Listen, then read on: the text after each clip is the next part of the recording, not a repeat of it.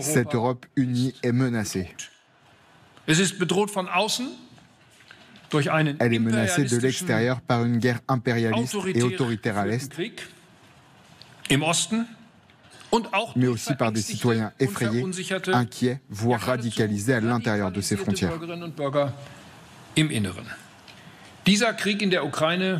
Cette guerre en Ukraine n'est pas uniquement dirigée contre l'intégrité territoriale de ce pays, ce qui serait déjà suffisamment tragique en soi. Cette guerre est dirigée contre l'ordre politique tout entier du continent européen.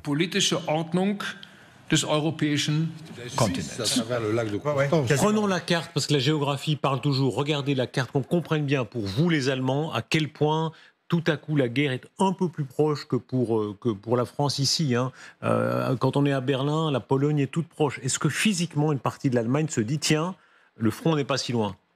Oui, tout d'abord, on ressent l'influx de réfugiés ukrainiens. Donc, à peu près 1 million de réfugiés ukrainiens en Allemagne, ça se voit dans le quotidien. Et en fait, on se sent proche de nos voisins à l'Est, qui sont directement menacés par la Russie. Et on sait très bien que, par exemple, les missiles à courte portée stationnés à Kaliningrad peuvent très bien atteindre des objectifs en Allemagne. Donc, on est très, très conscient de la menace russe. Ce que vous venez de dire là est très fort. On se rend compte à quel point l'idée que les missiles de Kaliningrad puissent vous toucher, vous les Allemands. Ouais. On est dans cette... L'Allemagne était le champ de bataille de la guerre froide, alors, théoriquement, et ça revient. Oui, mais De Gaulle disait que les intérêts vitaux de la France ne se limitaient pas au territoire, à l'Hexagone, et il pensait évidemment à l'Allemagne, qui était le pays voisin. L'Allemagne est dans la même situation vis-à-vis de la Pologne maintenant, ou même des pays baltes, en disant voilà, nos intérêts vitaux, ils sont aussi en Pologne.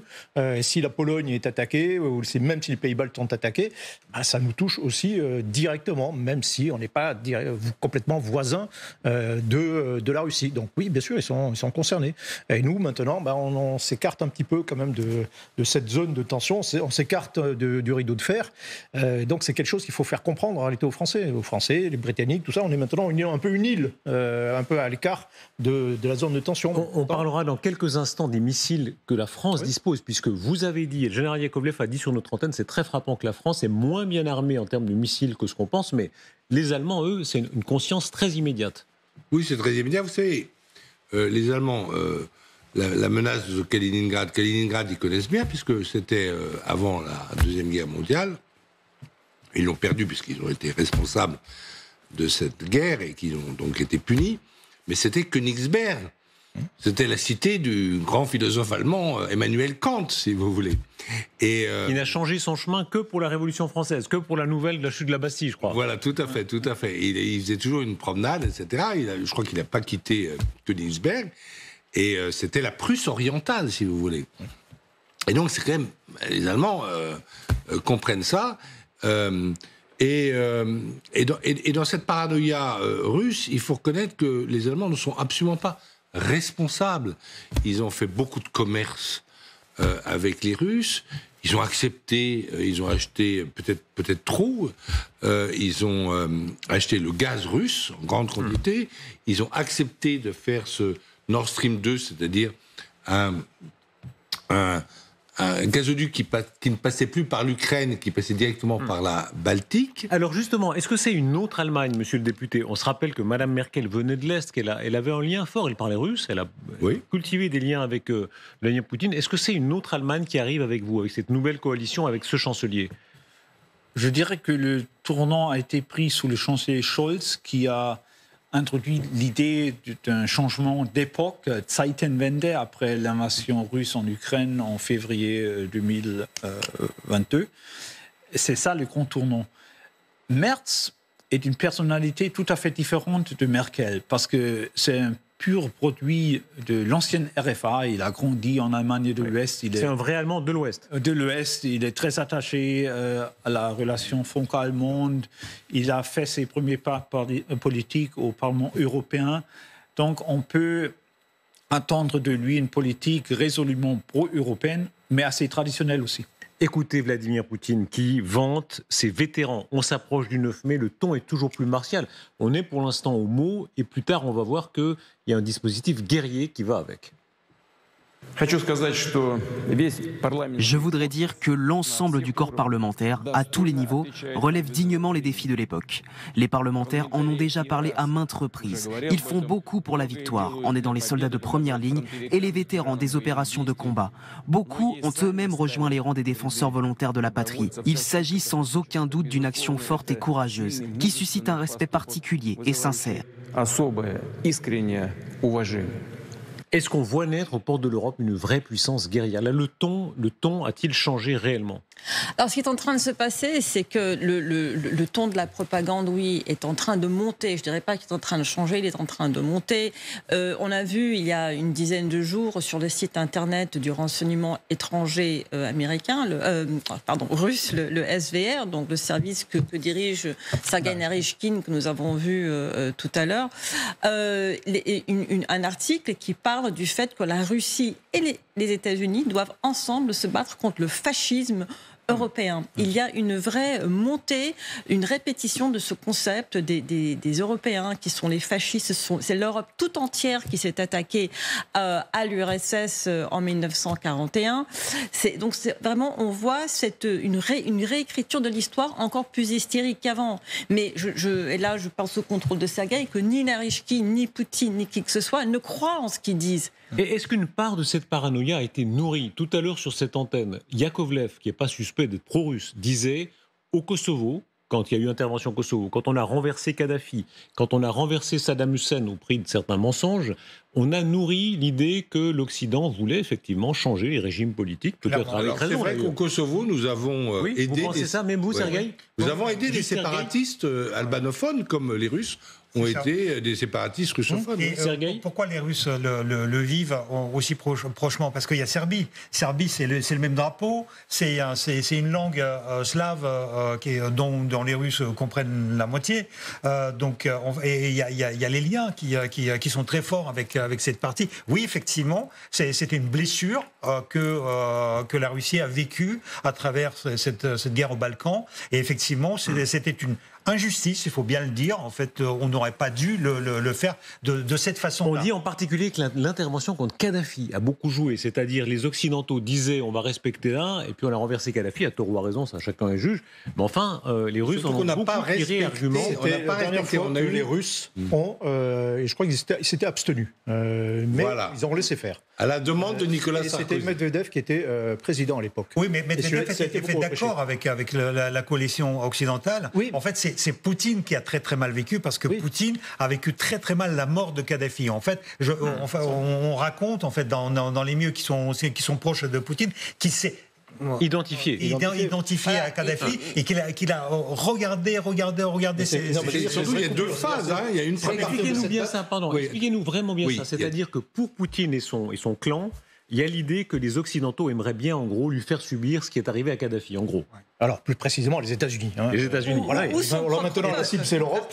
Mais en fait, c'était les États-Unis qui étaient derrière. Il n'oublie pas, par exemple, que les Américains sont intervenus dans les élections de 1995 en Russie. Ils ont très largement aidé Helsinki. Ils ont financé. Ils étaient là. Ils sont accusés d'avoir participé aux révolutions de couleur, enfin, d'avoir financé, d'avoir aidé, etc. Donc, ils ont accepté la triche en Russie, en fait, les Américains. Quand on parle de guerre hybride, en fait, quand Gerasimov parlait de guerre hybride, en fait, il désignait les États-Unis. Il disait, voilà, et tout ce qu'il décrit, c'est ce que font les États-Unis. C'est pas ce que nous, Russes, nous apprêtons à faire. C'est ce que font les États-Unis. Changer les régimes, magouiller, financer, etc., influencer. Certains continuent à penser que c'est bien de le faire. Il vaut mieux peut-être avoir renversé certains dictateurs que de les laisser au pouvoir. Mais ça, c'est un autre débat. L'Occident, parfois, a été interventionniste. Oui, là, il y a il faut bien voir que sur cette affaire de Libye, il y a deux phases. Il y a effectivement Kadhafi qui essaie de reconquérir sa deuxième ville qui s'appelle Benghazi, d'envoyer donc une brigade la reconquérir. Et là, les Occidentaux, Sarkozy en tête, veut un vote des Nations Unies pour autoriser une no-fly zone, c'est-à-dire en fait que les avions alliés de l'OTAN aillent bombarder, ou en tout cas interdire à cette brigade de prendre Benghazi. Et il arrive à persuader Medvedev de... Alors on va pas faire toute l'histoire. De s'abstenir. Non, mais c'est... Et après, voilà. Et donc le mandat est donné. Mais c'est après, effectivement, les Occidentaux ont violé ce mandat, parce que ce mandat n'autorisait pas un changement de régime. Et ce sont les avions français. Plus compliqué que ça. Mais c'est les avions français qui, ça passé plus tard d'ailleurs.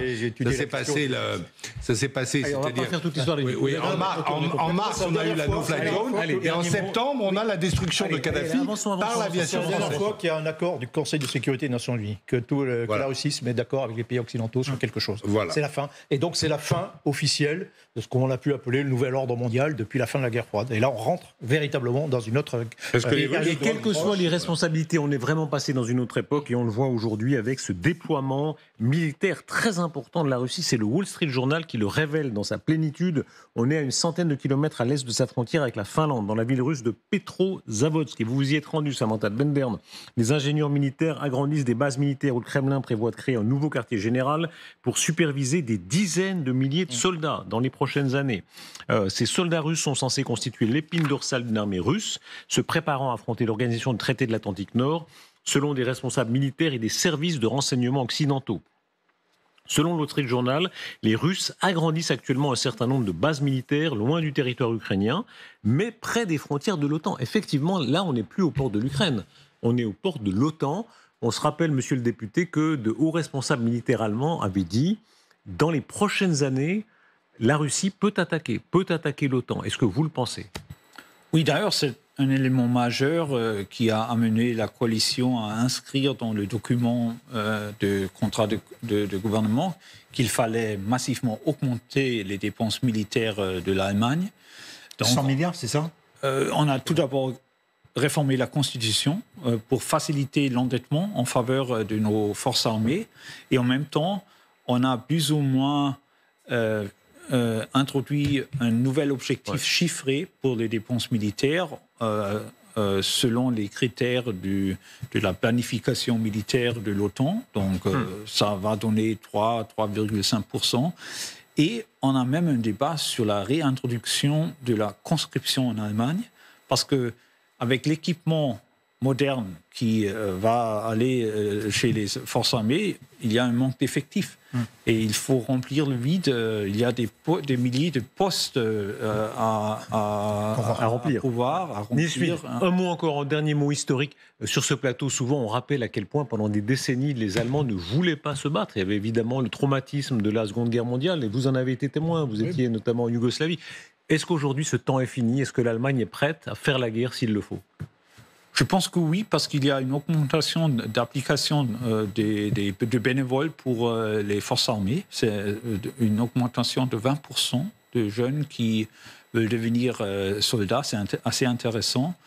Et il y a aussi la perception de la menace russe qui est beaucoup plus concrète, qui pèse beaucoup lourdement qu'il y a 4 ans. Voilà, donc on a bien compris que c'est la sécurité de nous tous qui est en jeu.